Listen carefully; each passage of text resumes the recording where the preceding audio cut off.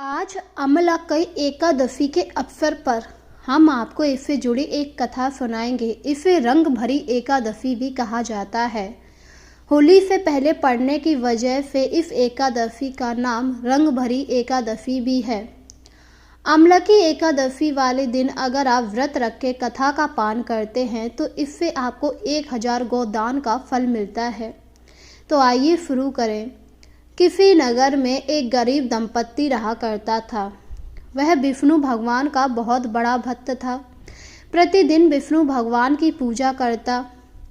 वह हर एकादशी को व्रत रखता और कथा का पान किया करता। उसी गांव में एक सेठ रहता था जो लोगों को पैसे उधार देता। उस दंपत्ति ने भी कुछ पैसे उधार लिए थे क्योंकि उनकी आर्थिक स्थिति बहुत ही खराब चल रही थी, जिस वजह से उस दंपत्ति ने पैसे ले लिए पर समय पर लौटा नहीं पाए। एक दिन वह लोग विष्णु भगवान की पूजा कर रहे, तभी सुबह सुबह सेठ उनके घर आया और बोला, मेरे पैसे कब दोगे? अभी तक पैसे क्यों नहीं दिए? दंपत्ति ने कुछ नहीं कहा क्योंकि वह उस समय पूजा करने में व्यस्त था, जिससे सेठ को काफ़ी ज़्यादा क्रोध आया और वह वहाँ से चला गया। दंपत्ति ने जब पूजा खत्म की तो अपने पत्नी से बोला, मैं सेठ के घर जाकर उनसे बात करता हूँ। पूजा करने की वजह से हम लोग उन्हें उत्तर नहीं दे पाए थे। हाँ, आप जाइए, मैं आपका इंतज़ार करूँगी। यह सुनकर वह आदमी सेठ के घर के लिए निकल गया। वहीं दूसरी तरफ सेठ को काफ़ी ज़्यादा क्रोध आ रहा था क्योंकि दंपत्ति ने उसके सवाल का उत्तर नहीं दिया।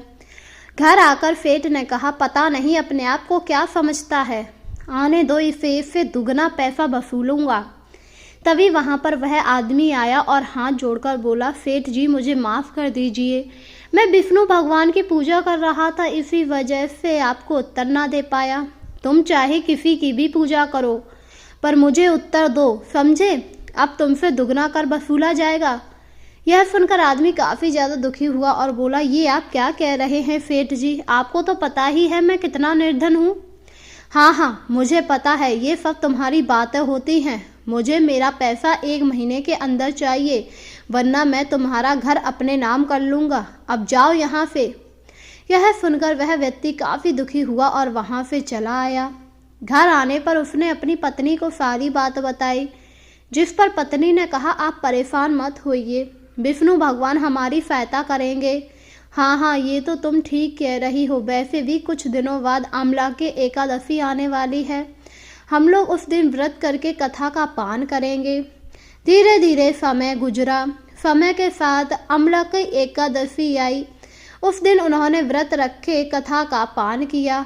पूरे दिन भूखे प्यासे रहे और फिर शाम को समय विष्णु भगवान की आरती करने के बाद हल्का फुल्का भोजन कर लिया।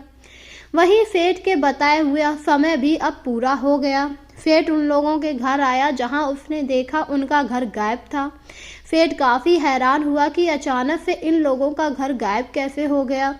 वहीं वह लोग अपने घर के अंदर आराम से विष्णु भगवान के सामने बैठकर उनका जाप कर रहे थे।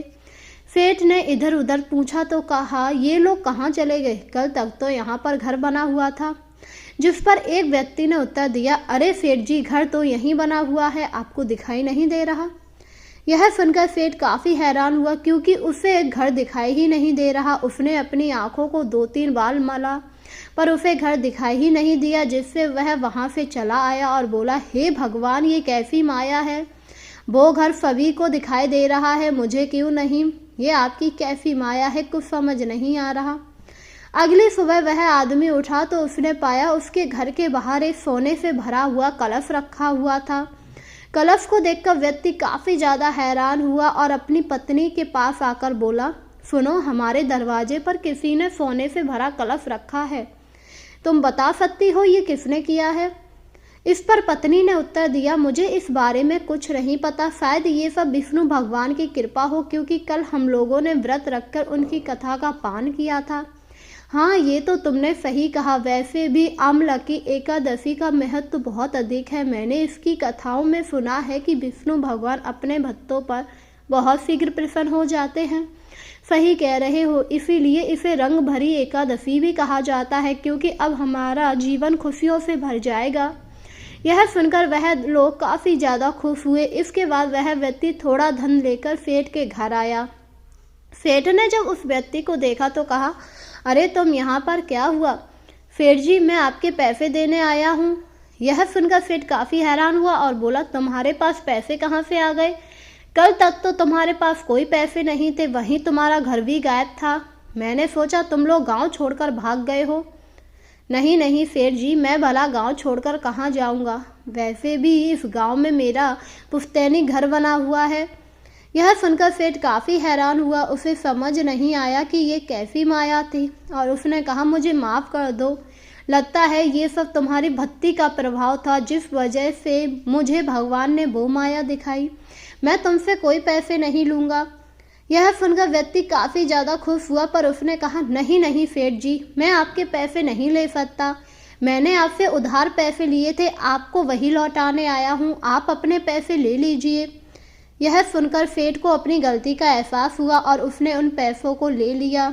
आदमी के जाने के बाद सेठ ने कहा, मैं इन पैसों को अपने पास नहीं रखूँगा, मैं इन्हें धार्मिक कार्यों में लगाऊंगा। और यही सोचकर उसने अगले दिन उन सारे पैसों को गरीबों में बांट दिया, जिससे विष्णु भगवान उस सेठ से काफ़ी ज़्यादा खुश हुए। वहीं अब सेठ विष्णु भगवान की नियमित रूप से पूजा करने लगा था। वहीं एकादशी का व्रत रखता था, जिससे सेठ ने जो भी पाप किए थे उसके सारे दूर हो गए। और अंत समय में जब सेठ की मृत्यु हुई तो उसे बैकुंठ धाम मिला, जिससे सेठ काफ़ी ज़्यादा प्रसन्न हुआ। इस प्रकार जो भी व्यक्ति एकादशी का व्रत करके विष्णु भगवान की पूजा पूरे श्रद्धा भाव से करता है, उसके ऊपर विष्णु भगवान की कृपा हमेशा बनी रहती है। चाहे मनुष्य ने कितने भी बुरे पाप किए हो, पर एकादशी का व्रत सारे पापों का नाश करती है। अमला की एकादशी वाले व्रत करने से आपको 1000 गौदान का फल मिलता है। इसलिए आपको इस एकादशी वाले दिन व्रत अवश्य रखना चाहिए, विष्णु भगवान की पूजा करनी चाहिए, दान पुण्य करना चाहिए, कथा का पान करना चाहिए, जिससे आपकी सभी मनोकामनाएं पूरी होंगी और विष्णु भगवान आपकी सभी इच्छाओं को पूरा कर देंगे। एक वेदसी नाम का नगर था, जिसमें ब्राह्मण, क्षत्रिय, वैश्य और शूद्र चारों वर्ण आनंद सहित रहते थे। उस नगर में सदैव वेद ध्वनि गूंजा करती थी तथा पापी, दुराचारी और नास्तिक उस नगर में कोई नहीं था। उस नगर में चैत्र नाम के चंद्रवंशी राजा राज्य किया करते। वह अत्यंत विद्वान और धर्मी थे। उस नगर में कोई भी व्यक्ति दरिद्र व कंजूस नहीं था। सभी नगरवासी विष्णु भक्त थे और आबाल वृद्ध, स्त्री पुरुष एकादशी का व्रत किया करते थे। इस समय फागुन मास के शुक्ल पक्ष की अमला की एकादशी आई। उस दिन राजा, प्रजा तथा बाल वृद्ध सबने हर्षपूर्वक व्रत किया। राजा अपनी प्रजा के साथ मंदिर में जाकर पूर्ण कुंभ स्थापित करके धूप, दीप, नैवेद्य, पंचरत्न आदि से धात्री आमले का पूजन करने लगे और इस प्रकार स्तुति करने लगे, हे धात्री, तुम ब्रह्म स्वरूप हो, तुम ब्रह्मा जी द्वारा उत्पन्न हो और समस्त पापों का नाश करने वाले हो, तुमको नमस्कार। अब तुम मेरा अर्घ्य स्वीकार करो। तुम श्री रामचंद्र जी द्वारा सम्मानित हो, मैं आपकी प्रार्थना करता हूँ, अंत आप मेरे समस्त पापों का नाश करो। उस मंदिर में सभी ने रात्रि को जागरण किया। रात के समय वहां एक बहेलिया आया, जो अत्यंत पापी और दुराचारी था। वह अपने कुटुंब का पालन जीव हत्या करके किया करता था। भूख और प्यास से अत्यंत व्याकुल वह बहेलिया उसी जागरण को देखने के लिए मंदिर के एक कोने में बैठ गया और विष्णु भगवान तथा एकादशी का महत्व की कथा सुनने लगा। इस प्रकार अन्य मनुष्यों की भांति उसने भी सारी रात जागरण किया। प्रातःकाल होते ही सभी लोग अपने अपने घर चले गए तो बहेलिया भी अपने घर आ गया।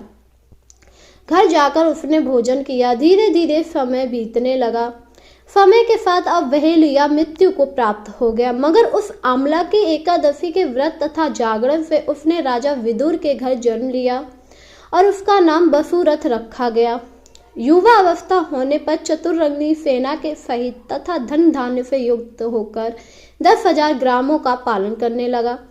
वह तेज में सूर्य के समान, क्रांति के में चंद्रमा के समान, वीरता में भगवान विष्णु के समान और क्षमा में पृथ्वी के समान था। वह अत्यंत धार्मिक, सत्यवादी, कर्मवीर और विष्णु भक्त था। वह प्रजा का समान भाव से पालन करता, दान देना उसका नित्य कर्म था। एक दिन राजा शिकार खेलने के लिए गया। देव योग से वह मार्ग भूल गया और दिशा ज्ञान न रहने के कारण उसी वन में एक वृक्ष के नीचे सो गया।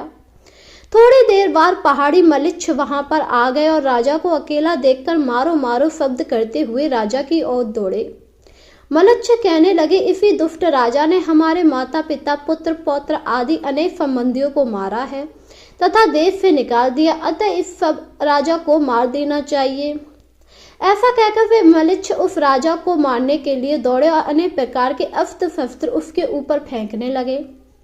वे सब अस्त्र राजा के शरीर पर गिरते ही नष्ट हो जाते और उनका बार पुष्प के समान प्रतीत होता।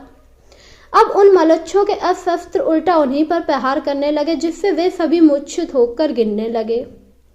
उसी समय राजा के शरीर से एक दिव्य स्त्री उत्पन्न हुई। वह स्त्री अत्यंत सुंदर होते हुए भी उसकी भ्रुकुटी टेढ़ी थी।